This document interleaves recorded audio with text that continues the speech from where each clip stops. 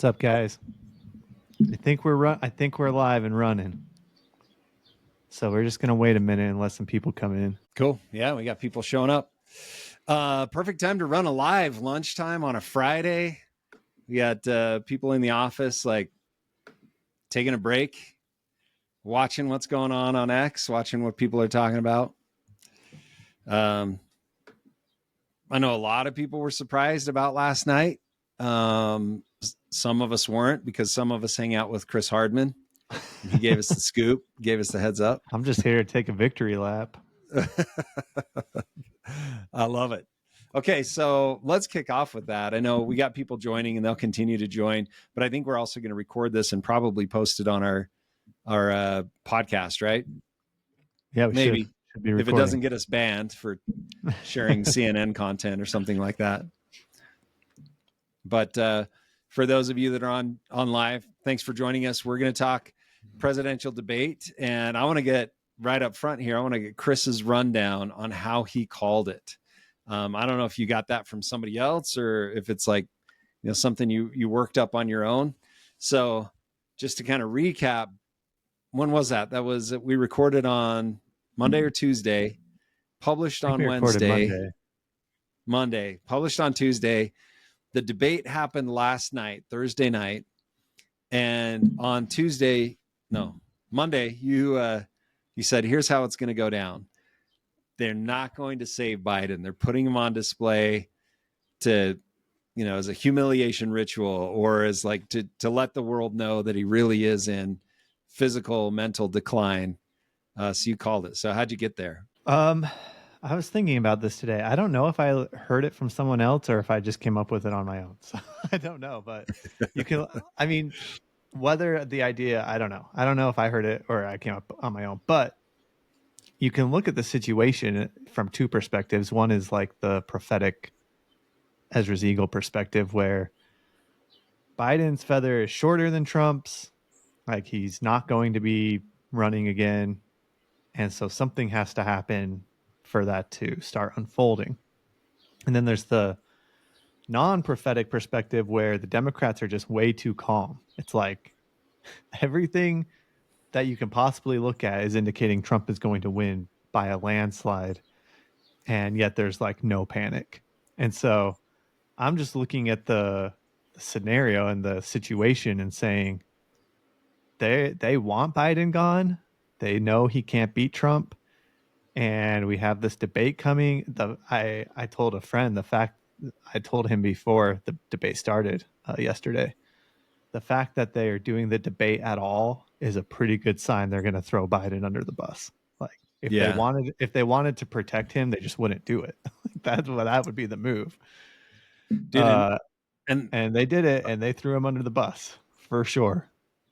Okay, so what's crazy to me, and I tweeted about this a couple of hours ago, it's like everybody's talking about Biden today, but the conversation we should be having is who's going to hang for treason, knowing that Biden is this slow, this incapable of putting together a serious thought, incapable of leading the country. They knew, otherwise they wouldn't have signed him up for the debate. It's not like they're like, oh, he's in top condition. I mean, they lied and told us he was in top condition, and yet they still scheduled the debate. So, unless something drastic happened, I don't know, in the last 24 hours where all of a sudden he became mentally incapable, all of that was lies. All of that was false. And so it's like, okay, they knew that this was the case. Everybody who didn't say something that should have known, from the VP to everybody in the cabinet, they should all be hung for treason. I'm not going to be fed posting on our live stream, so you're welcome to say that. Okay, so we got a couple of comments that came in. Just seeing Biden's rally today makes me think he's not going to step down willingly. That came from Spencer Fund. They're going to have to force him out somehow. Oh, his campaign already said today that he's not going to stop, that he will not remove himself. But to me, that just plays into Ezra's eagle even better, because there's one thing about Ezra's eagle that I've had a hard time wrapping my head around, and it's that Biden's feather, along with Trump's feather, is supposed to rule in their own way.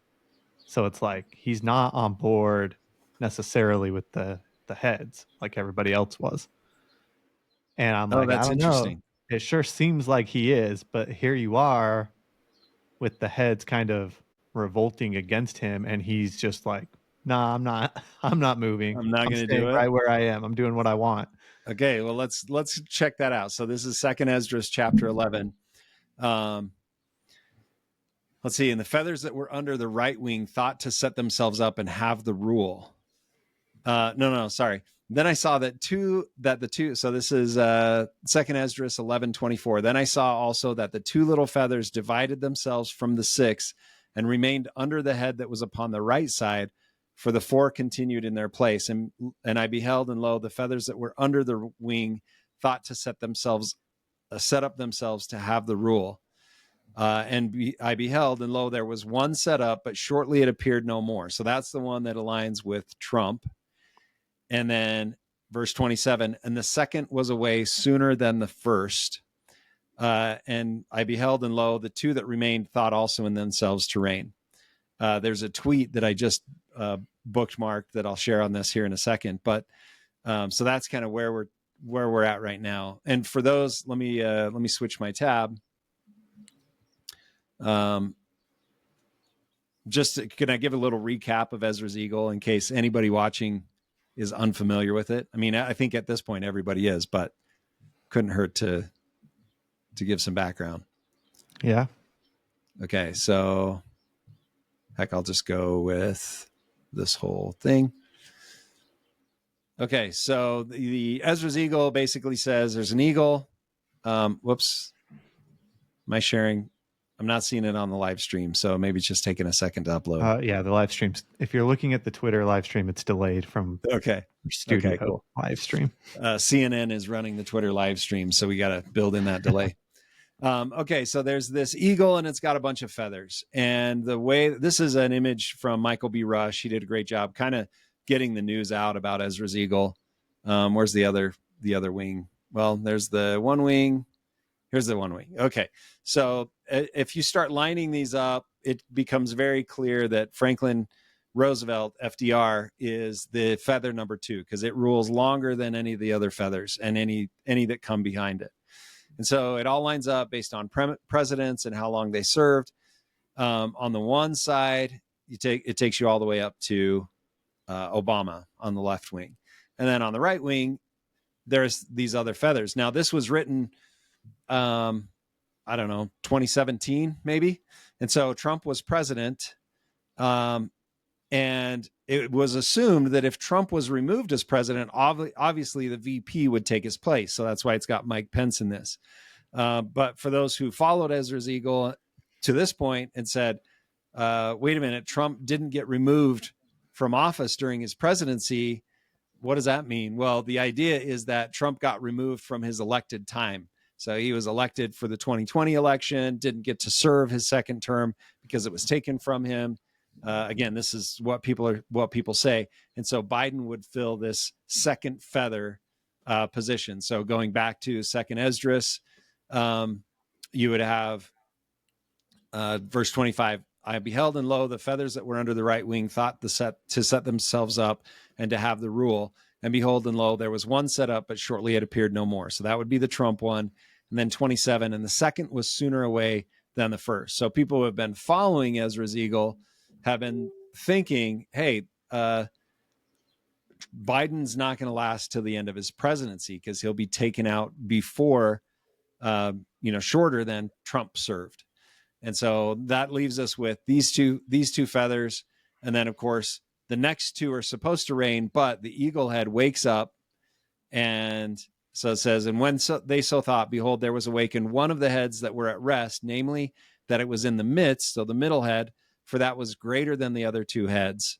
And so then the eagle heads began to rule and reign, and they put the whole earth in much oppression, and they governed the world more than all the wings that had been. And if we go to chapter 12, Ezra is like, okay, angel, what did I just see? And the angel describes, he says, okay, the wings or the feathers are kings that they'll reign, and then they'll rain, and then they'll fall down, and then they'll rain, and they'll fall down. And then it says in 22, and whereas thou sawest 3 heads resting, this is the interpretation. So he's like, I'm going to tell you what the heads were.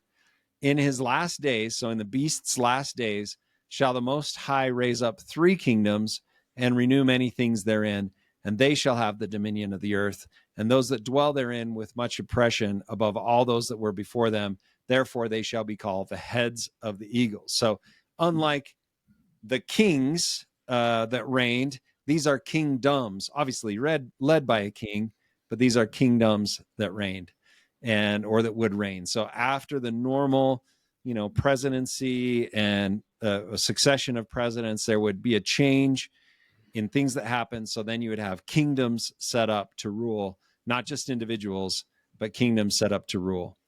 And so that's what we're looking at now. It's kind of crazy.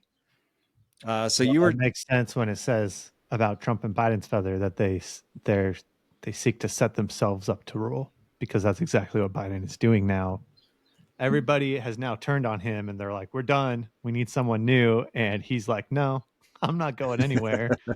Well, he's probably not like that. Whoever, yeah, Jill or someone is yeah. like that. He doesn't know what's happening anymore. But yeah, that seems to be what's unfolding now. So I think it plays in, like, if he willingly just stepped out of the race, then they would have left him alone, finished his presidency, whatever. But because he's not doing that, I think they're going to remove him from office somehow. Maybe it'll be the 25th Amendment. I don't know. Yeah, the odds of a succession crisis just got increased with this, because normally, the presidents debate, one of them is elected to be president, you inaugurate them, and they serve their time. But with this, we've got one of the candidates that is going to be sentenced, 2 weeks from now? Yeah, about that.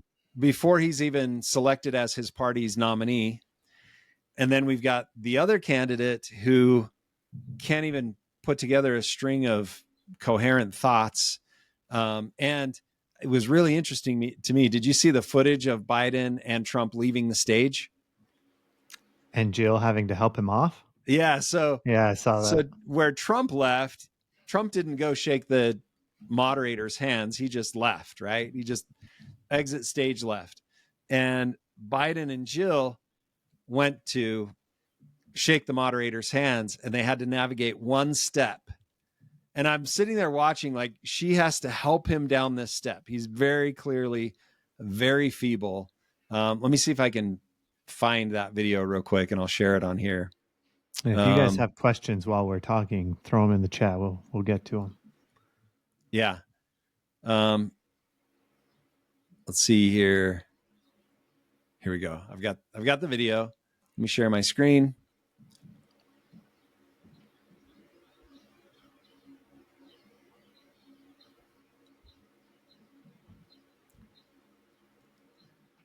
So this is a video here. You can see Trump exit stage left. He's like, walk straight. There's no steps or anything. And then they move the camera over, and you got Jill has to show up and help Joe. And look at him. He's taking that step very carefully and steps down, and then waddles over with the full diaper to shake the hands of the moderators. And she goes right to, is that Tapper? Shakes his hand, and he goes over to the gal. This is Alex Jones posted that video. But that inability to even walk seems pretty telling. So anyway, you've got the second candidate who can't put together a string of thoughts and then can't walk off the stage without help. And if both of these are selected as the nominees for their party, it's problematic. Because if Trump gets selected, which you think he has to be the one that they select, right? Well, I think he should be the one. Yeah. I don't trust the Republican Party. Like, if they sentence him and he's in prison, they should still 100% nominate him. But I don't trust the Republican Party to do that. Okay, so how does that work? So they sentence him to prison, and he gets inaugurated in prison. Yeah. campaigns and gets inaugurated in prison. And then first act, he pardons himself. Yep. Exactly. All right. It'd be pretty epic. There's a lot of talk about thinking that Trump's going to be arrested, not for the felonies or the felony, the 34 counts, but for something else, the documents case. They're thinking he's going to actually get arrested for the Mar-a-Lago docs. Anyway, that's problematic. And then on the other side, the DNC, if they select Biden, that's problematic because people will clearly see his decline and he's not going to get voted for. So he's going to lose. So Trump wins by default. And if you have a felon that wins, I mean, there's some questions about that. So I think we have a succession crisis on our hands. Yeah, it's going to get interesting. I mean, the reason I don't trust the Republican Party is because the case will be made like Trump is in prison. We know for sure the Democrats are going to run somebody else than Biden, and Trump can beat Biden from prison, but can he beat Newsom or whoever? That's a different game. Yeah. And so you could see the Republican Party being convinced, like, okay, we need to put someone else in because I just had this tweet open to share it. So that's you did? Oh, yeah. here we go. Why don't you read it for us? Okay, it says what I am hearing regarding Joe Biden. Ron Klain and Barack Obama are having a sit down with the president today. Jill Biden is insistent that Joe runs. Kamala is furious that she is not being considered as a replacement. Whitmer and Newsom are. And interestingly, my neighbor in East Hampton is hosting the Bidens tomorrow. It will be an important tell if the fundraiser is canceled. Yeah, 4 million views on that. I think that's very plausible that meeting is happening right now. Why Barack Obama would have to be there seems kind of odd to me. It seems like the cabinet would be around pushing this, or the head of the DNC would be around like owning this, right? Just Obama as a figurehead, as a big brother, seems kind of weird. I mean, Obama is running the Democrat Party, so it's not that weird. I don't know. I go back and forth on Obama. I saw him speak once in person. He was speaking at the graduation, the Air Force Academy. And after his talk, a lot of people were like, wow, that was a really good talk. I was sitting there totally uncomfortable and mad because he was talking to all of these graduates, telling them that he was going to cut military spending, that he was going to pull back on the armed forces, that he wasn't going to invest in their careers and all this kind of stuff. And I was furious because he was telling them this to their faces, and yet they were like, yeah, I support you in that. It was just masterfully done. And so on one hand, you're like, oh, Obama's this brilliant strategist leader. But then you hear him off record talking, and it's like hollow. Like he's not a statesman. He's not quick on his feet. So I'm like, I don't know, maybe he's the head warlock or something like that. And maybe that's what it's all about. But I don't see him as this great leader, great strategist. He's a great talker from speeches other people write for him. Yeah, that's fair. Well, I don't know. We do not. The only thing we know for sure right now is Biden's done. He's through. Do you think and it was definitely planned? Like the totally full planned, orchestrated response from the media and all of the Democrats, all at the same time turning on him, it was not a coincidence. Yeah, and I would say anything that he does now where he's like, I'm not going to leave, is going to be just show. It's not actually going to be real. I think, well, yeah, I would agree with that, except for Ezra's Eagle says he's trying to rule it his own way and set himself up. So he may be serious, and that's why they get rid of him. My take for the longest time has been that he's already out, that his eagle is, or his feather is already fallen or ended or whatever, because there's no way this dude's been ruling and reigning for the past year at least. Yeah, probably not. He probably hasn't done anything. Also, let's not forget that was with 7 days of preparation. That's away true. from the public. That was Yeah. Biden at his absolute best. Like Yeah. he's not in good shape. Yeah. And not staying up early or late at night to do it at a prime time for everyone, and wouldn't take a drug test. So who knows what he was jacked up on.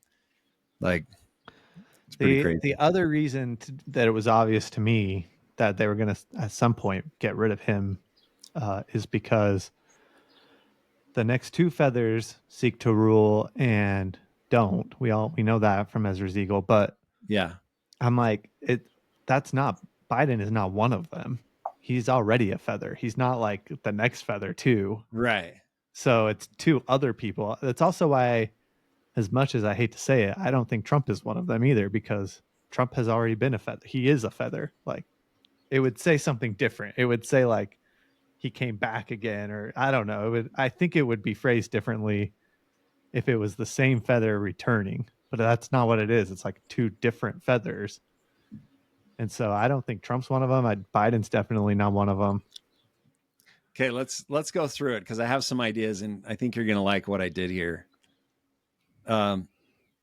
Okay, so behold the head. So this is Second Ezra chapter 11 again. And behold, the head was turned with them that were with it, and did eat up the two feathers under the right wing that would have reigned. So that's talking about like the Newsom and who's the other one, Whitmer or whatever, like whoever they would have fill.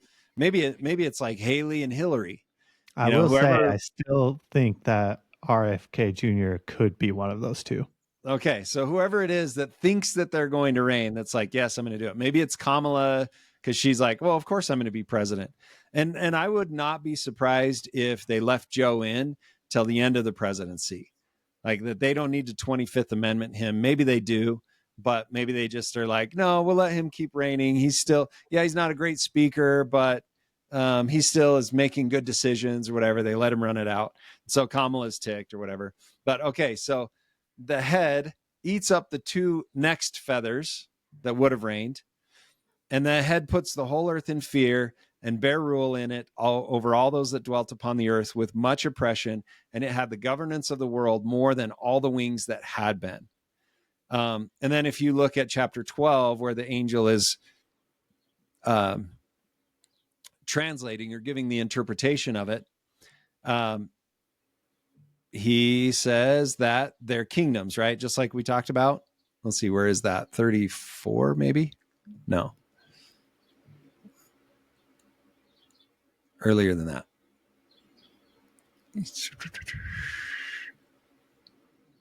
I'm getting there. Okay. And whereas thou sawest, so this Second Ezra chapter 12, verse 22. And whereas thou sawest three heads resting, this is the interpretation. In his last days, so in the beast's last days, shall the Most High raise up three kingdoms and renew many things therein, and they shall have the dominion of the earth. And those that dwell therein with much oppression above all those that were before them, therefore they shall be, are they called the heads of the eagle. So these are three kingdoms. And I've talked a lot about it could be the three branches of government. Like right now, the executive branch is ruling. And then with a succession crisis, the legislative branch steps in and rules. And then, because they're like, oh, this is the next president, or here's what we're going to do. We're going to make a new law. We're going to amend the Constitution, whatever it is. And then the Supreme Court, the judiciary branch, comes in and says, no, you can't do that. And that aligns with what happens with the three heads. So the first head disappears. First head rules and then disappears. The second head rules and is killed by the third head. And then the third head rules and then dies by the sword, by its own sword, basically. And so I'm like, oh, that could be the three branches of government, all that kind of stuff. So I had a conversation with ChatGPT about what this could mean. And it was funny because ChatGPT, had a bunch of ideas, but they didn't really line up. And so I gave it more parameters. I mean, we had a little conversation. I gave it more parameters. And so I said, okay, this needs to be post-presidential. And so it's like, okay, here's some ideas of post-presidential powers that could rule. The deep state was the first one it gave. It's kind of interesting. a term used to describe the influential and entrenched networks within government bureaucracy that wield significant power behind the scenes. The second one was corporation and economic powers. The third one was international organizations. And then it said, okay, and then there's a different category. Maybe it's future forms of governance. Maybe with the succession crisis, we say we got to change the way that the country is run. Like maybe there's a constitutional amendment that gets put into place, something like that. So maybe it's a technocracy. I don't know, technocracy. I don't know how you say that, but governance by technical experts or scientists who make decisions based on data and expertise rather than political considerations. This is Chris Langan is kind of like this. Chris Langan has the highest IQ ever. He's really brilliant. He came up with a theory of everything. He rejects modern society and modern governance. And he's like, what we really need are the super smart people should be making the decisions. But the way that humans are programmed, we're programmed socially. So it becomes the popular people who make the decisions, and the popular people aren't always the smartest. So that's kind of what he's talking about there. Oligarchy, a small group of powerful individuals or families that might take control. So shift from democratic governance to a more concentrated form of power. This is like the royals in England, for example. It's like, well, our family rules everything. And then the third one was populism or demagoguery, the rise of charismatic leaders who gain power through populist movements, potentially altering the traditional political landscape. So this would be, like a Hitler or a Stalin or a Mao that's like, we're going to drain the swamp and kill the bad guys. And this is what people are afraid of with Trump. They're like, hey, he's charismatic, he's interesting, he's got fame, so he's going to drain the swamp and move away from, our republic. So that was kind of interesting. And then it talked about major societal shifts, maybe a revolution, technological singularity. And we got to have a conversation about AI at this point, because I listened to that podcast you sent me. I was just going to ask if you listened to it. Dude, things are going to get freaking weird. Yeah, we need to talk about that. Okay, so we'll circle back to that in one. A second. Okay. Yeah. Environmental crises, which, I mean, this is so woke of ChatGPT to include that.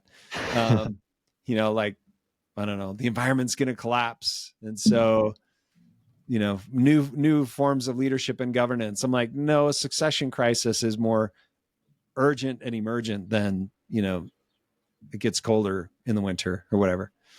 Some spiritual stuff, some geopolitical stuff, some cultural stuff. But these are all like post presidential or post constitutional things that could happen. And as I look at the translation here, the interpretation of the dream, 3 kingdoms that will exercise dominion and oppression, that really stands out to me. And so it's like, whether there's a civil war, a revolutionary type thing, a constitutional amendment that maps out a new form of government, it seems like this succession crisis creates a new reality. And it's not just like, oh, Gavin Newsom's going to be president now, or Obama's going to come back and rule. It's definitely a change from the status quo.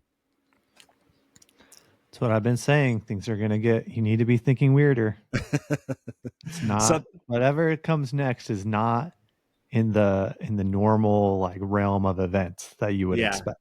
It's going to be strange. So by thinking weirder, let's transition into the AI thing. Okay. You want to kind real of quickly? recap? I want to do the AI thing, but Barack Obama just posted 9 minutes ago in support of Joe Biden. So I don't know. Oh, interesting. He said, bad debate nights happen. Trust me, I know. But this election is still a choice between someone who has fought for order, and he does this whole spiel and then says joebiden.com at the end. So yeah, I'll pull that up. Okay, so that was the thing that we did see. The thing with Trump that everybody likes to call out is the lies. Did you see the video where I'll pull it up here? So here's what Obama said. Trust me, I know, but this election is still a choice between someone who has fought for ordinary folks his entire life and someone who only cares about himself, between someone who tells the truth and knows right from wrong and will give it to the American people straight, and someone who lies through his teeth for his own benefit. Last night didn't change that. It's why so much is at stake in November. It's so funny because Biden was the one that brought the crime bill in the 90s that imprisoned millions of African-American men, and has all those racist quotes and stuff like that. It's pretty wild that they're trying to paint him as a champion for the They're common still man. done with him. Don't fall for that. Yeah. Obama's done with him. Everybody's done with him. This was my prediction because they're not going to Obama's not going to blatantly come out and be like, I'm getting rid of Joe Biden. Like, that's not going to happen. Yeah. The debate was part one. Part two is going to happen in the next, I don't know, week or 2 or 3. Yeah. Where something else will happen with Biden, and I don't know what it will be, but the two things combined, the debate and this next thing, it will just be too obvious, and they'll have to say we're done with him. We're done. We can't keep doing this. Yeah. Okay, let me see if this will play the audio. I don't know if my mic will pick it up because my mic is clear over here. Maybe I'll move my mic closer to my computer.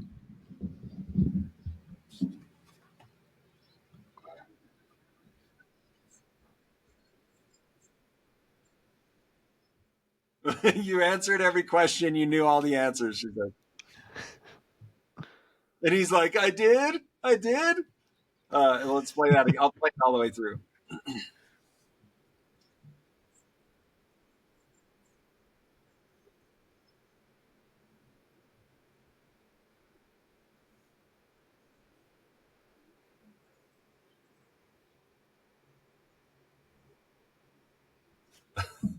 So that's going to be their talking point for the next 4 months. Get used to that. All Trump did was lie. Yeah, you're already seeing it everywhere. Yeah. Okay. Let's talk AI. Yeah. What? Shout out to Mysterious Universe. They did a whole episode on this. I think it's their latest episode, and it was a free one, so you should go listen to it. They went over a letter. I think it was a letter or some publication from one of the top scientists at OpenAI who wrote this piece almost as like a warning to the world about what's coming. And it was crazy. I mean, I use AI a lot. I'm pretty on top of it.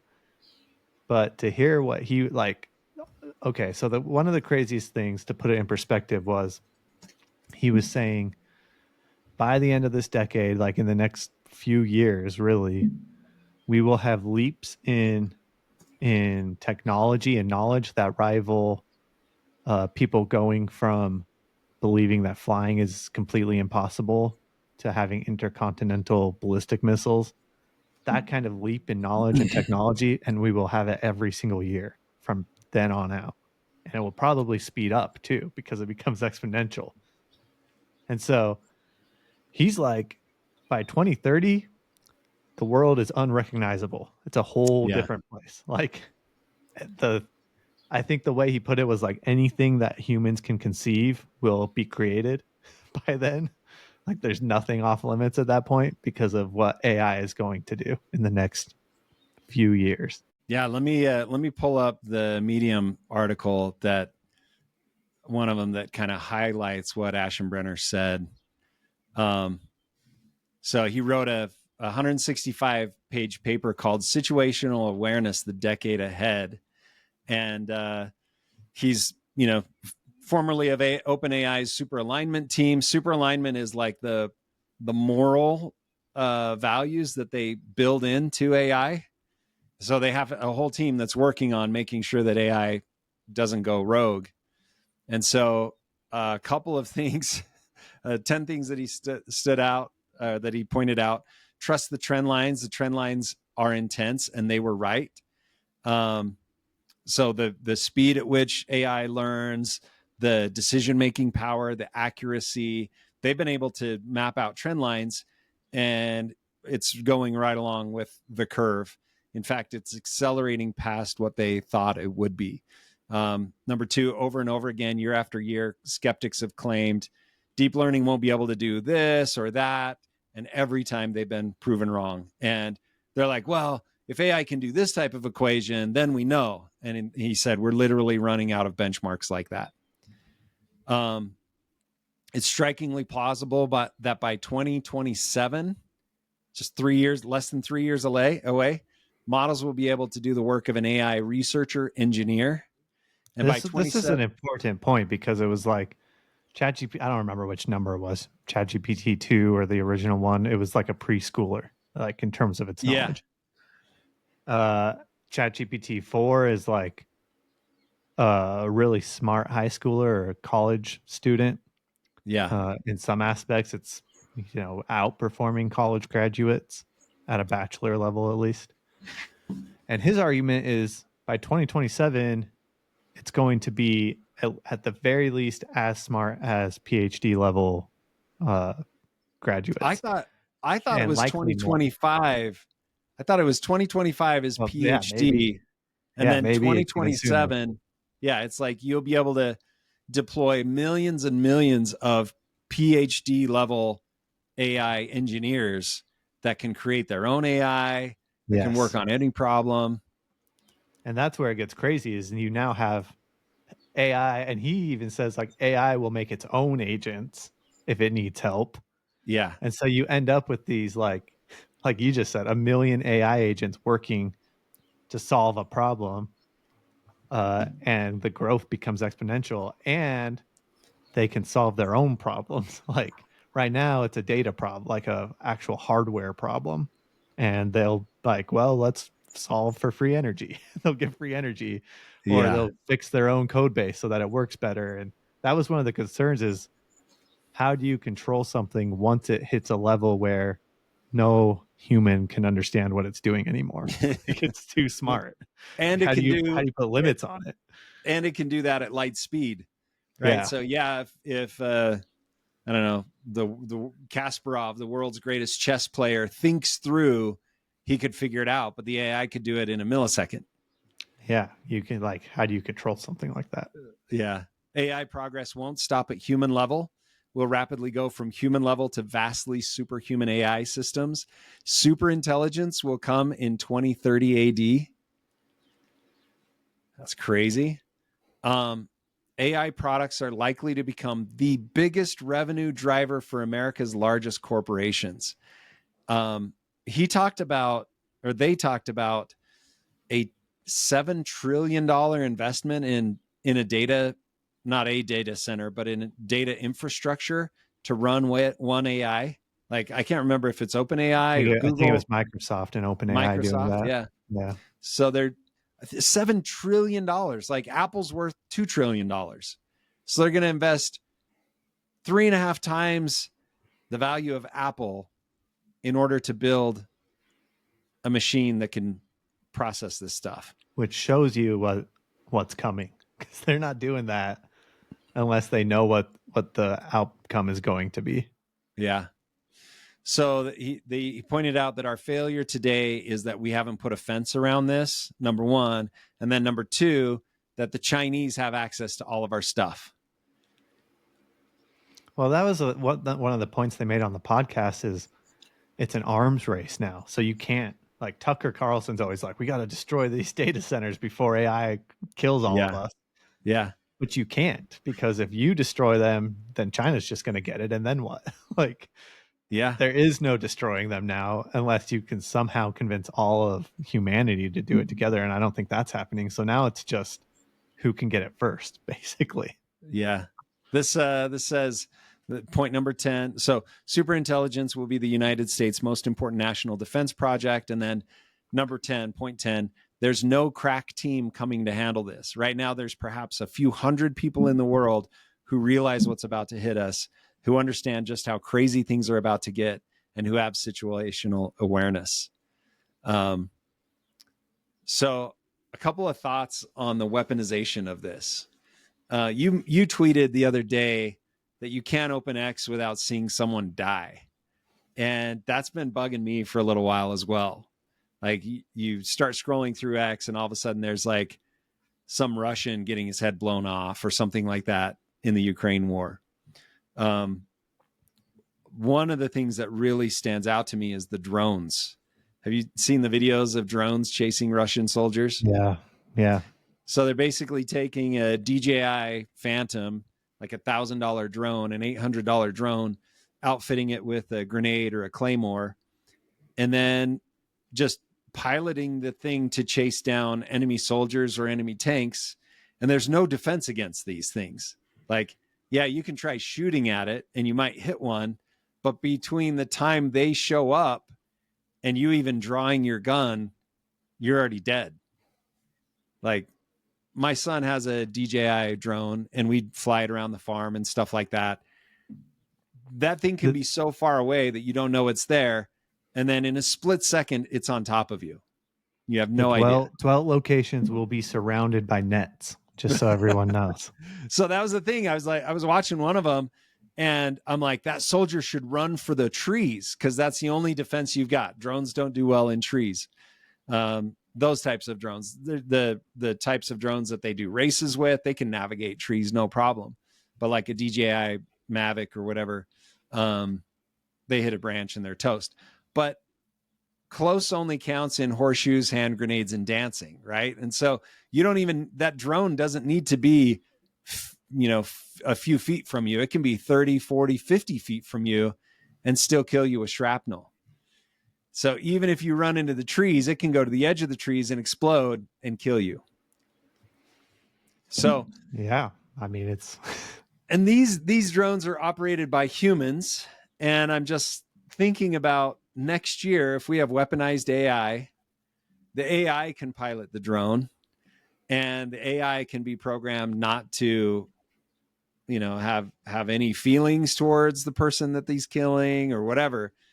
And there's going to be no escaping him. It reminds me of Elon Musk looking at the DARPA, not DARPA, maybe it was DARPA, the dogs that they built, the robot dogs. Oh, yeah. And Elon Musk tweeted or said on the Joe Rogan podcast, oh my gosh, you're going to need strobe lights to even see these things. Like they'll move so fast that you won't even be able to see it. And so I'm listening to this podcast about superhuman intelligence in AI and weaponry with drones and drone, robot dogs. And I all of a sudden have this flashback to the movie Terminator. I'm like, They told us this was coming all along. They told us they were going to build this. And the thing in Terminator, you remember what it was called? It was like Skynet or something like that. Yeah. Skynet. And Skynet wasn't the robots. Skynet was the network, and it was deployed everywhere, and it was superhuman intelligence. And I'm thinking about this, and I'm streaming this right now on a network that is not terrestrial based. This signal that I'm broadcasting to X right now is over Starlink. And so the network is already there. It's not terrestrial. So even if we blow up all of the, receiving points here on Earth, I don't know, it's untouchable at this point. And it's getting mobile. I just got an email from Starlink that I can get a little laptop sized dish that is battery powered that I can carry around with me wherever I go and have full internet connection. Terminator is becoming a reality in the next couple of years, dude. What the heck? Yeah. It was really wild to listen to that because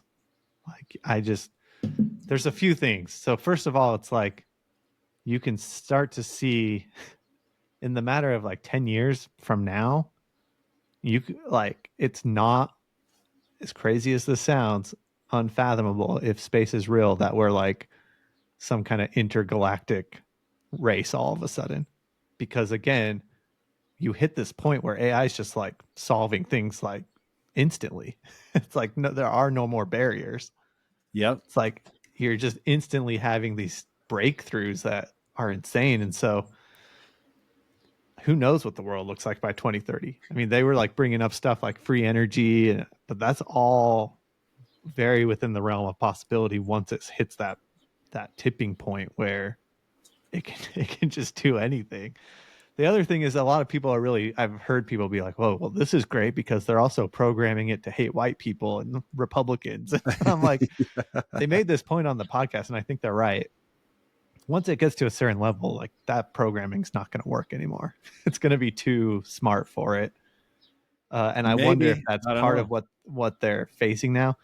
To give people some hope, I guess, there is the counter argument to this is that, and this is actually after listening to this episode, I posted that AI cannot ever truly create because it doesn't have the light of Christ. And so there's this argument to be made that AI can't create something. It's just looking at all of human knowledge and pulling from that.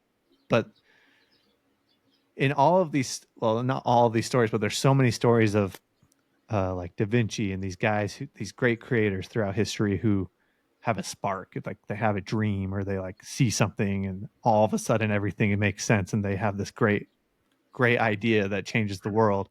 I don't think Yeah. AI can do that. It doesn't have I mean, I would say the divinity in it. Like the light of Christ can't exist in it.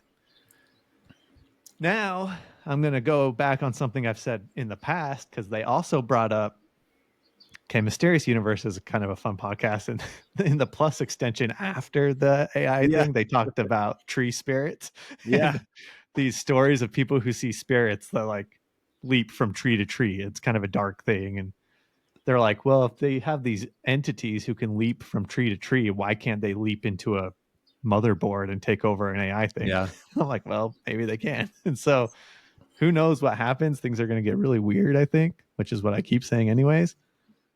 Okay. But Here's this even kind of plays into the Enoch, like the book of Enoch, and how they all of a sudden had this technology that was insane. And like that was part of the reason the earth had to be hit with the flood. cleansed. Yeah. Yeah. Okay. So here's the weirdest I can get on this. And this is just for fun, just for speculation. But I was trying to, I put a bunch of newspaper printouts on the wall and got my red string out and tied them all together and my markers and stuff like that. I used to work in the solar industry, and that's one of the things that they pointed out. The bottleneck to all of this isn't the computational power. It's not the code. The bottleneck in all of this is power supply, like creating enough energy to run these data centers, to run these graphic processing units, these GPUs, in order to power the AI. And so, I worked in the solar industry. I'm familiar with how power works, how power is generated. The solar industry was booming based on a lot of government subsidies, the residential solar industry. And then when interest rates increased, residential solar kind of stopped. And that industry is really struggling right now because people can't afford the loans on solar. So the way that the sales pitch used to work is, hey, if you've got a $350 a month power bill, we're going to sell you a solar system that we're going to finance for $300 a month. You'll save $50 a month. And then, when it's all said and done, after 20 years, you'll have free power. And that's how solar has been sold. Tax credits have helped with that, all that kind of stuff. Well, interest rates increased. The residential solar market collapsed, but the production has not slowed down. So the Chinese factories that are kicking out panels, even US factories that are kicking out panels, the inverter companies, the battery companies, all of those are still going as fast as they were when residential solar was cranking. Well, where do you think all of those panels, inverters, and batteries are going? They're going to the utilities that are building solar arrays out in the deserts or in the cornfields. They're going to the governmental sponsored utilities or even governments that are building these things out. And they're going to the private businesses, the international corporations. They're building their own solar farms to power their own GPUs to run AI. And so the weirdest thought I could have was maybe they increased the interest rates not to prevent inflation, but to shift spending from residential power production to commercial/governmental power production to feed the AIs so that the AIs can continue to do whatever work that they're having them to do. Now, they were talking in the podcast about how the AIs are going to revolutionize industry. So you can have coworkers that will build software faster that are just AIs. You don't even need to, be the guy. You can just be like, hey, AIs, here's what we should build. And then it goes even past human intelligence. So then the AIs are building what they think they should build. And I had this thought, it's kind of like, again, the weirdest thing I could think of, kind of along the lines of what you're talking about.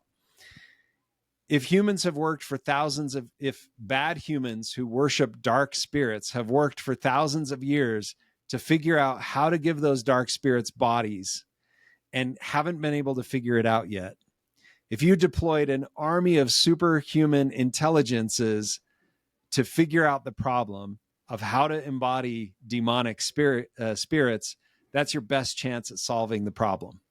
Like, get superhuman intelligence working on the problem, and that way they come up with a solution, and all of a sudden the demons get to have bodies.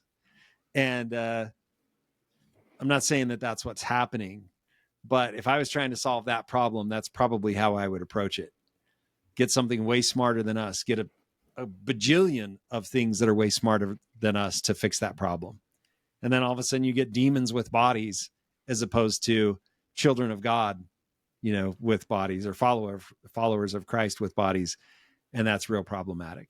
And that's something I told my wife I wouldn't share publicly, but there you go. That's the weirdest I can think of.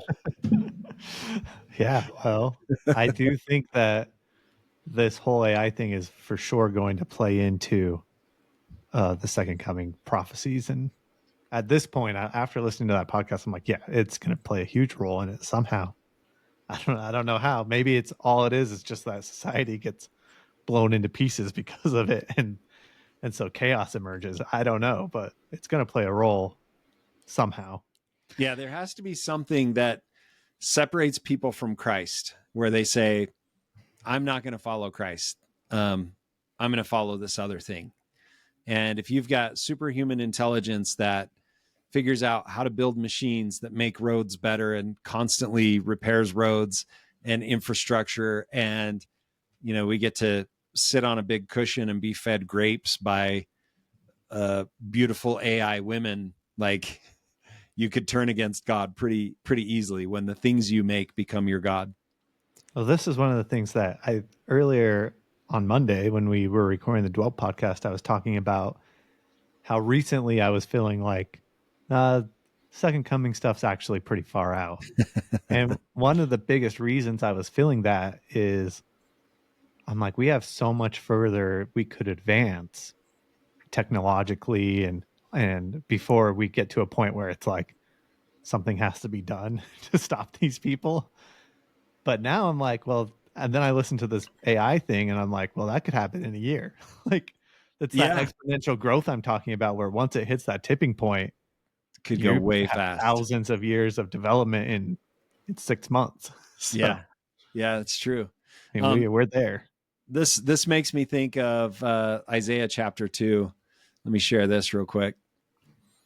So Isaiah chapter 2, for those of you that are members of the Church of Jesus Christ of Latter-day Saints, you might remember Isaiah chapter 2 because it says in the last days that it shall come to pass in the last days that the mountain of the Lord's house shall be established in the top of the mountains, and shall be exalted above the hills, and all nations shall flow into it.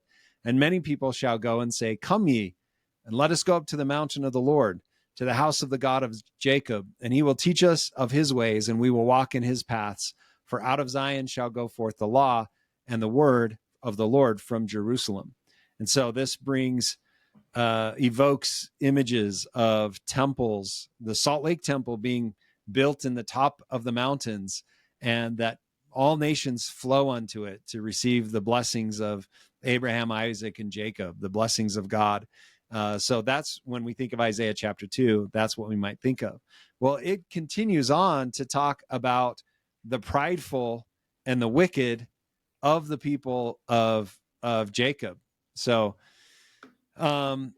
it's talking to Israel, O house of Jacob. So this is Isaiah chapter 2, verse 5. O house of Jacob, come ye, and let us walk in the light of the Lord. Therefore, thou hast forsaken thy people, the house of Jacob, because they be replenished from the east, and are soothsayers like the Philistines, and they please themselves in the children of strangers. So it's talking about the wicked members of the church who are too prideful, who love the world, who are excited about, their NBA games or whatever it may be, their Taylor Swift music. And he's calling these people to repentance. And he points out, verse 7, their land is also full of silver and gold, neither is there any end of their treasure. And their land is full of horses, neither is there any end of their chariots. Think about the cars on the freeways and our ability to move. And their land is also full of idols, and they worship the work of their own hands, which their own fingers have made. And that evokes that imagery that I was talking about earlier. If you have AI that can create machines that can maintain infrastructure and grow food and make everything beautiful and amazing for us, then who needs God? Verse 9 says, and the mean man boweth down, and the great man humbleth himself, therefore forgive them not. And then the Lord talks about what's going to happen. Enter into the rock and hide thee in the dust for the fear of the Lord, for the glory of his majesty. The lofty looks of man shall be humbled, the haughtiness of man shall be bowed down, then the Lord alone shall be exalted in that day. For in the day of the Lord of hosts shall be upon everyone that is proud and lofty, and everyone that is lifted up shall be brought low. And upon all the cedars of Lebanon that are high and lifted up, and upon all the oaks of Bashan, and upon all the high mountains, and upon all the high hills that are lifted up, and upon every high tower and every fenced wall, and upon all the ships of Tarshish, and upon all pleasant pictures. The ships of Tarshish are, this is a metaphor for the economy. And they refer to the mines of Solomon, the great wealth of Solomon. Archaeologists have now tied that back to the Rio Tinto mines in Spain, and that they were transported on these ships from Tarshish to Jerusalem. And so that's where all the wealth came in it. And basically the entire economy was based off of this wealth coming out of Spain, being transported to Israel or Canaan or Jerusalem to build Solomon's temple and provide all of his wealth. Verse 17, and the loftiness of man shall be bowed down, and the haughtiness of men shall be made low.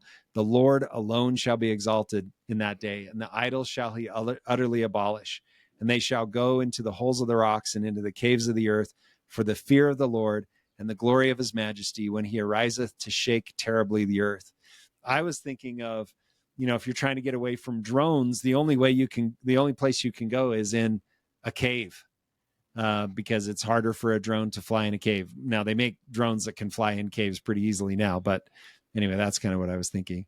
But in that day, verse 20, in that day, a man shall cast his idols of silver and his idols of gold, and which they made each one for himself to worship, to the moles and to the bats, to go into the clefts of rocks and into the tops of ragged rocks, for the fear of the Lord and for the glory of his majesty, when he ariseth to shake terribly the earth. So no matter how good it gets with technology or AI, ultimately God is going to be the only one that we can trust on and that we will turn to for safety, for protection, for food, for all of that stuff. Yeah, they actually talked about that in the Plus extension of that show, that there will be a period where it will probably seem really great. Like all of your problems will be solved and you'll be like moving beyond imagination into the future. And they made the joke of like all of the Star Wars stuff now is absolutely trash, and you'll be able to like have your own script in an hour. AI Oh, can just yeah. make a movie for you. That's like awesome. Are we finally going to get flying cars? Yeah. I mean, you're going to get anything. And so for a little bit, it's going to seem really cool. And then it's going to turn and get really dark. And you can only rely on God. Can't rely on your AI to save you.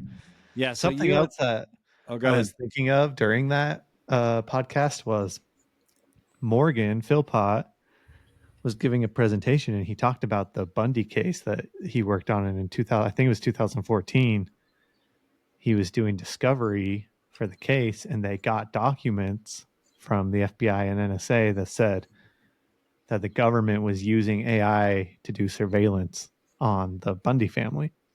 And Dude, that was a long time ago. he's like, it was 2014, like no one had any context for what AI meant. Like that didn't mean Yeah. anything to anyone, so nobody thought anything of it. But looking back on it, it really makes you wonder, like what does the military and government have at this point? I mean, that was 10 years ago they were doing that. So I would imagine that they have some very interesting things, and I wonder if that's part of the reason that they're not really in panic, because they're like, well, we're just about to change everything anyways.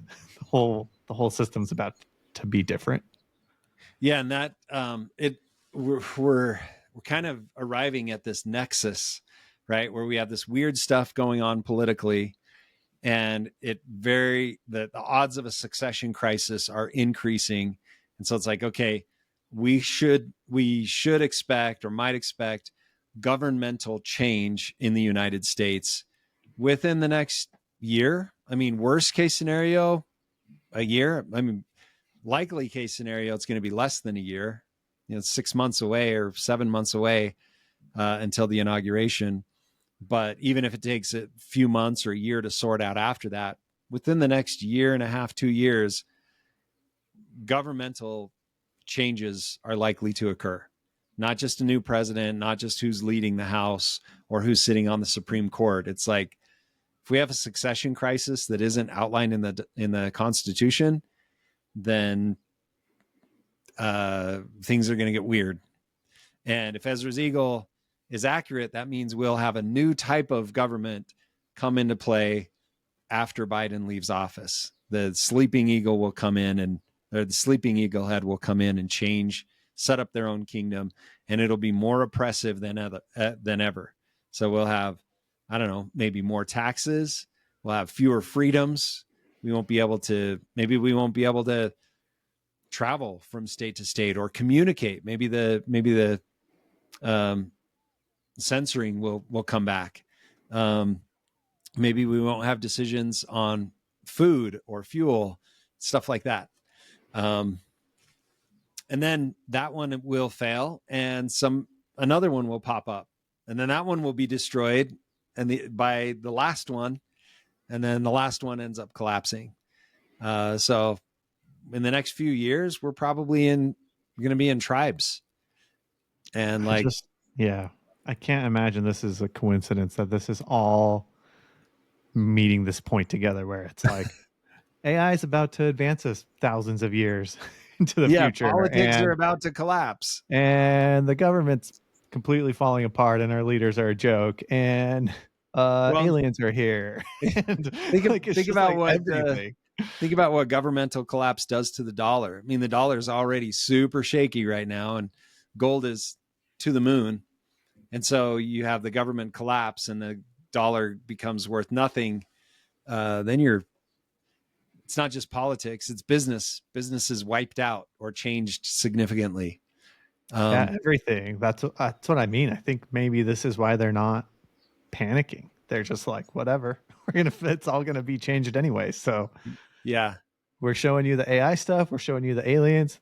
They're gonna come together, and somehow those two things will change everything. yeah.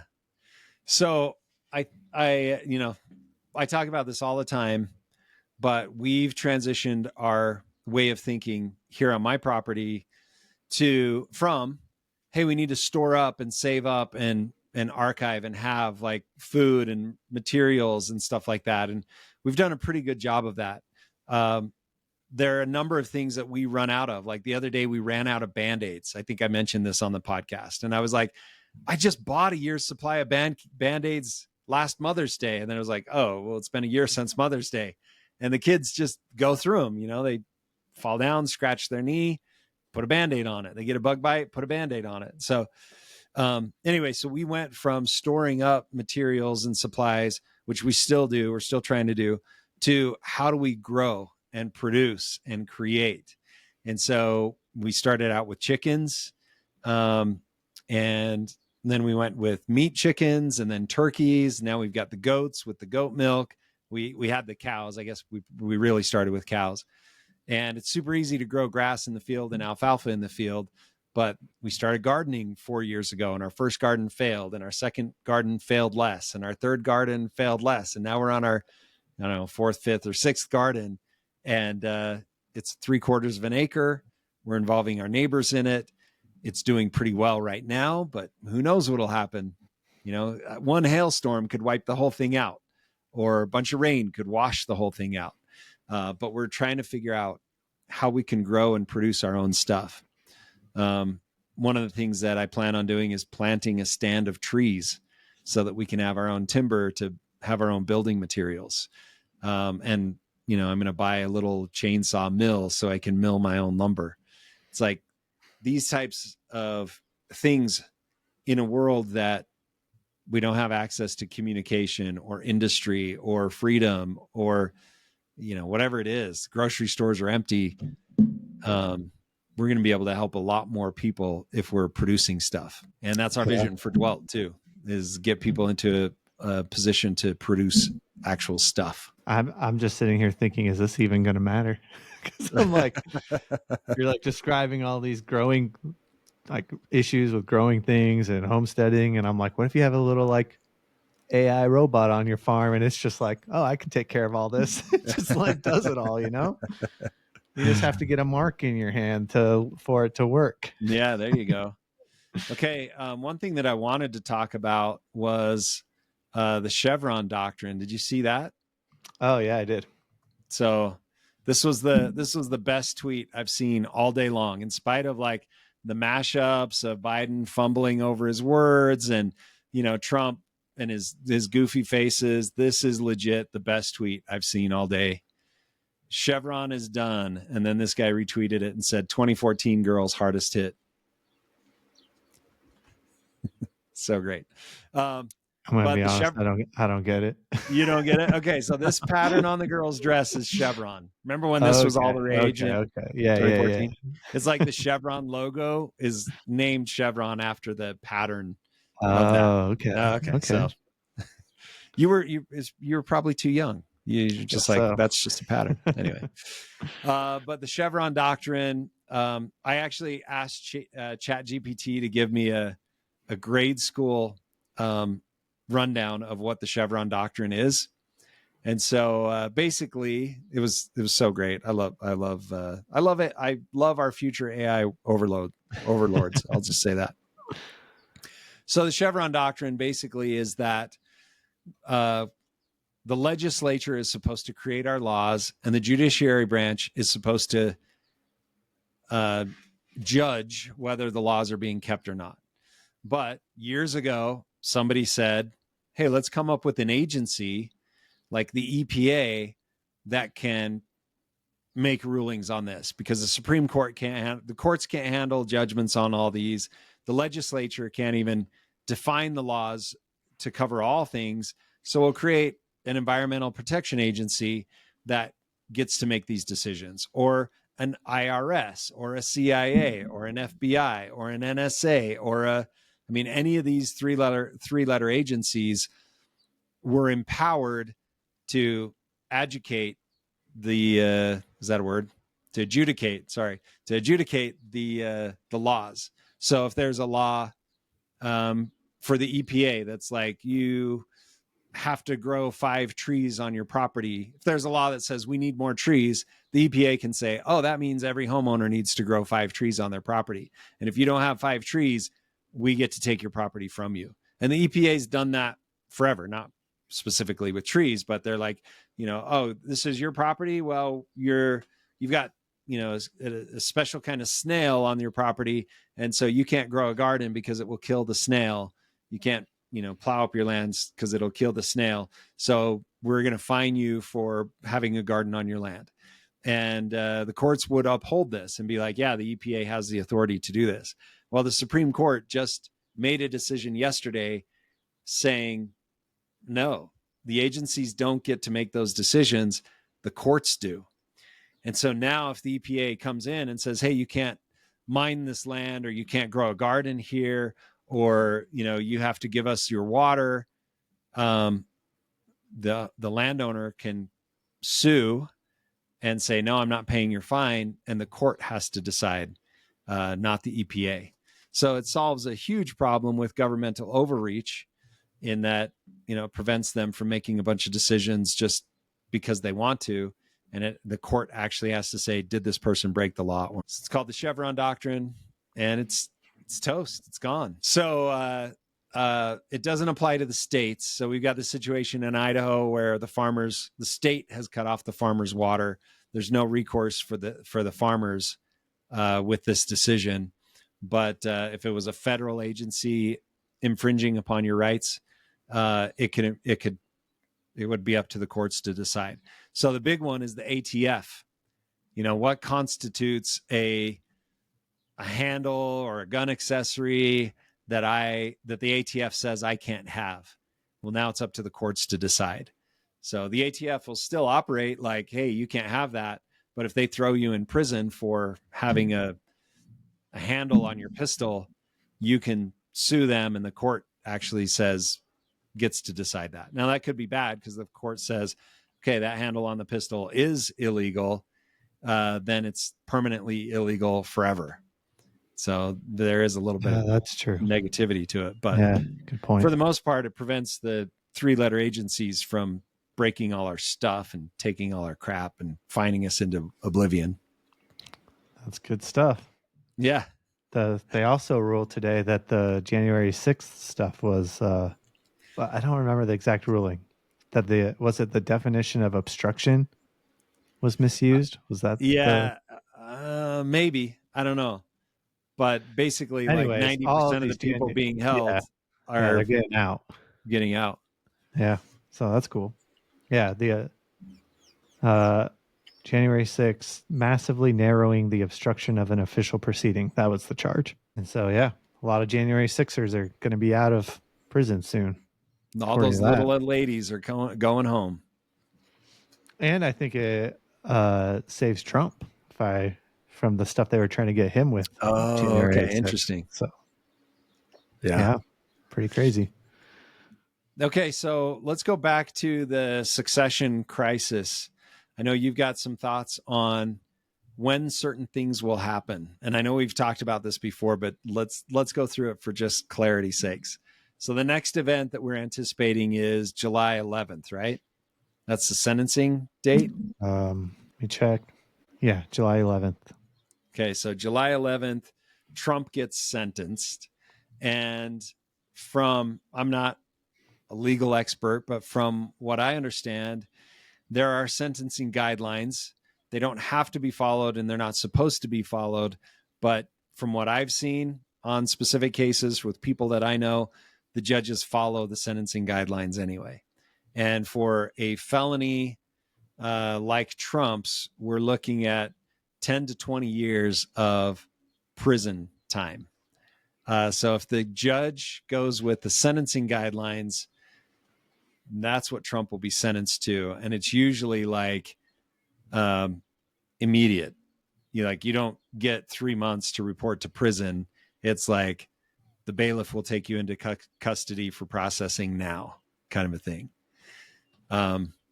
So that could happen on July 11th. What are the chances of that happening, do you think? Oh, man. Like 45. 45.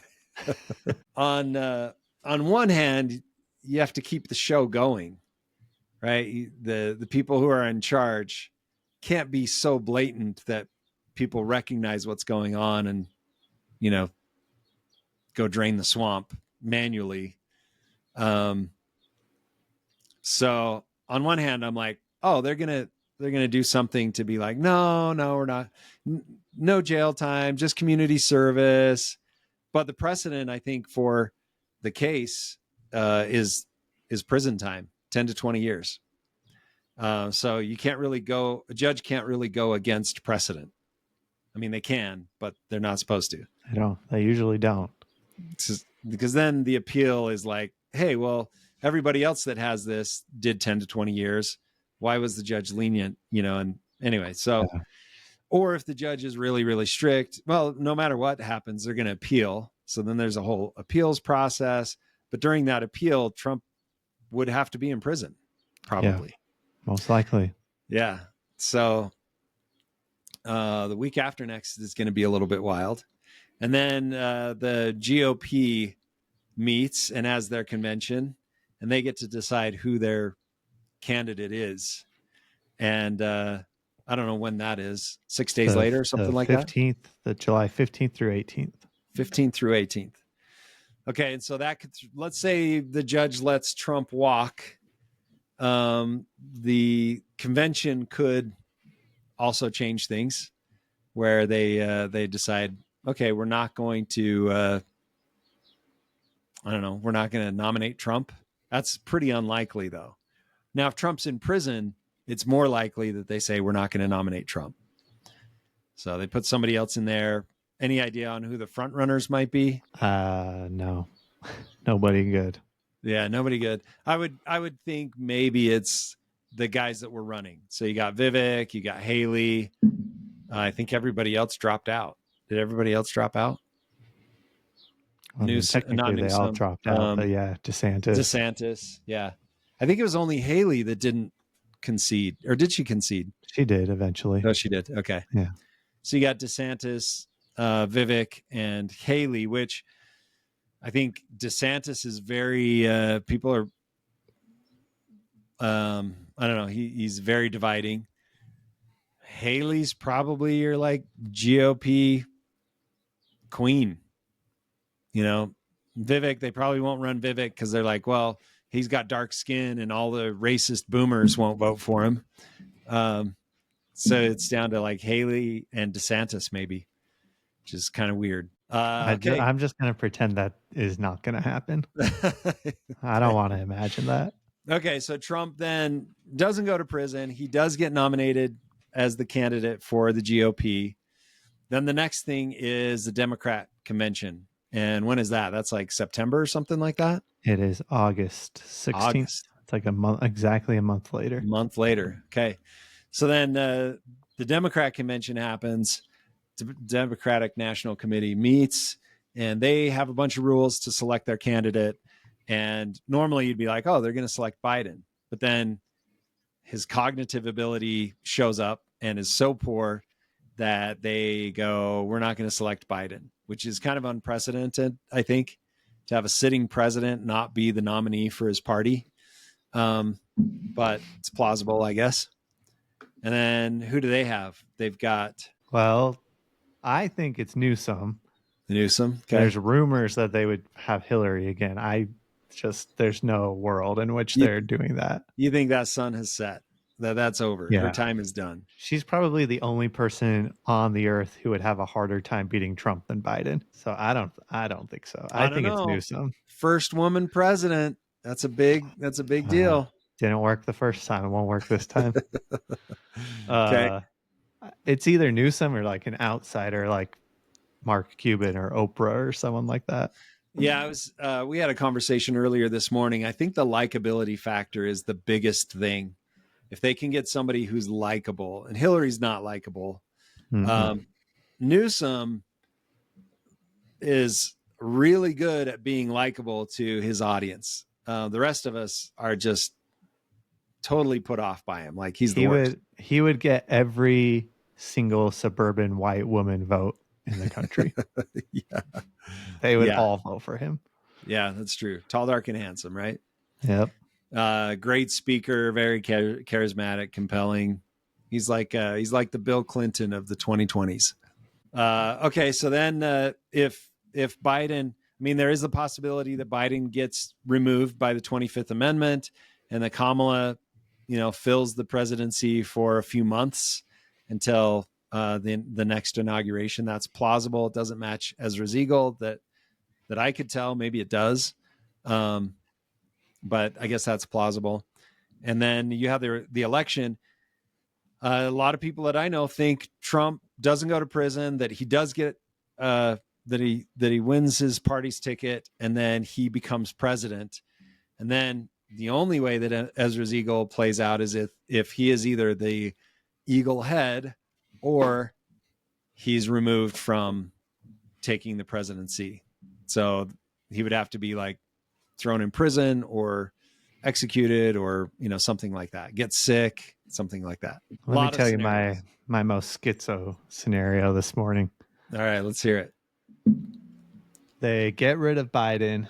Their 25th Amendment him or something, and he's upset and angry about it, and is like, "I've been in politics for 200 years, and I have the dirt on everybody." And he releases all of the dirt in retaliation, Okay. and it's just the wicked eating the wicked.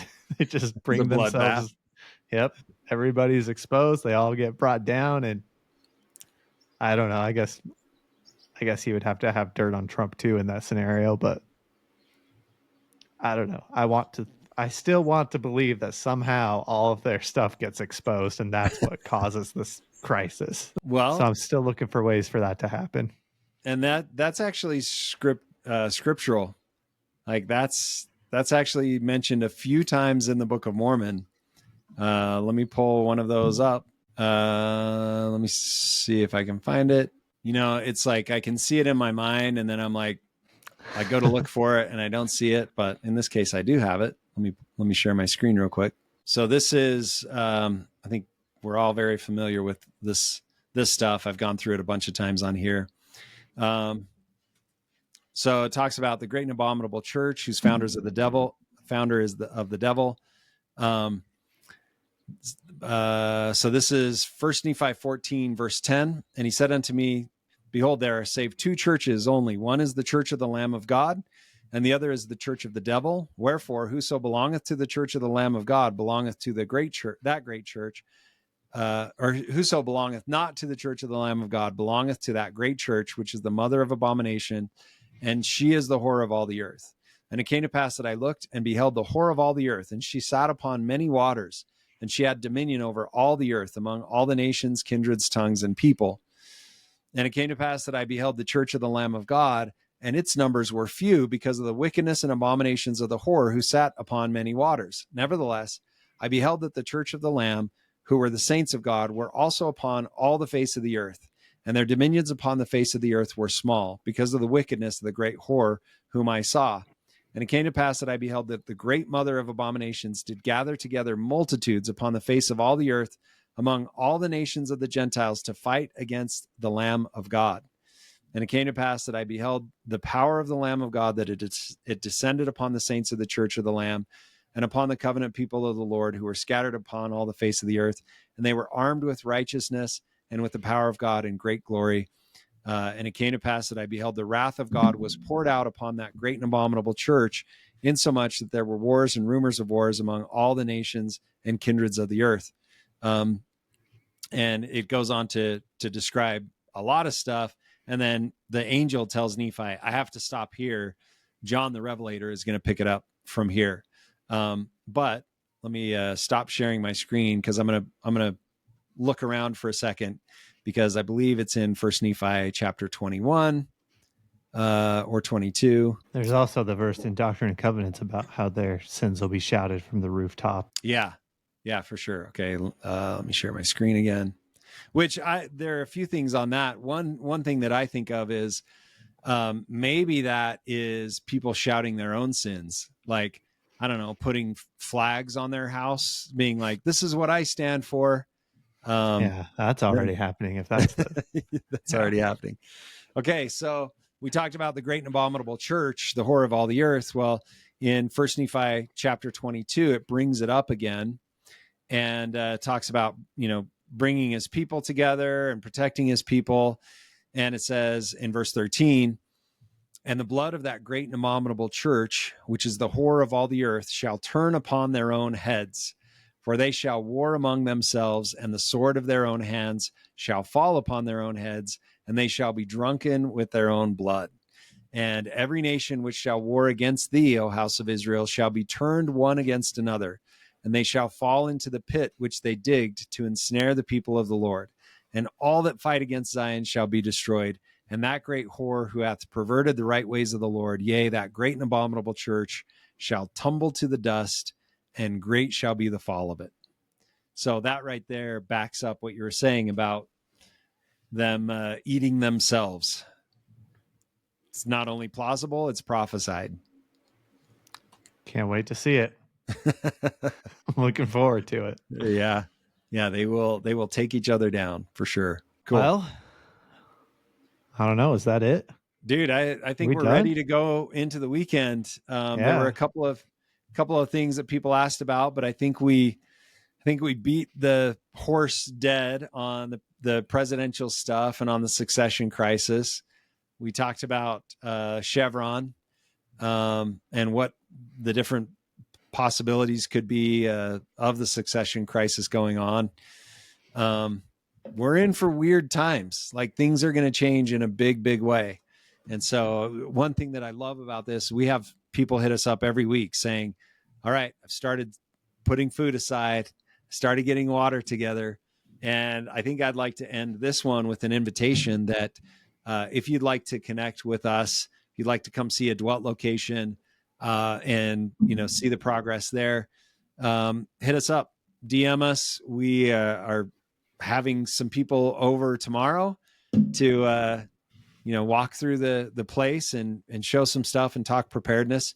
We'd love to have you engage with us. So hit us up anytime, and we'll do what we can to connect with you and help you on your own path for preparedness, to prepare for the weird things that are coming up. And I will leave you with a couple of things to look for in the next couple of weeks. Is one, Trump's VP announcement. That could be today at his Virginia rally, potentially. Something else happening to Biden in the next week or two that makes him look very old and bad. I don't know what it is, but they've hit him with the first punch, and now they need the knockout punch. Oh yeah. Okay. And then all of the trial and convention stuff later in July. So buckle up. Buckle up. Here we Get go. a Dwelt location. Okay, see you guys. See you, man.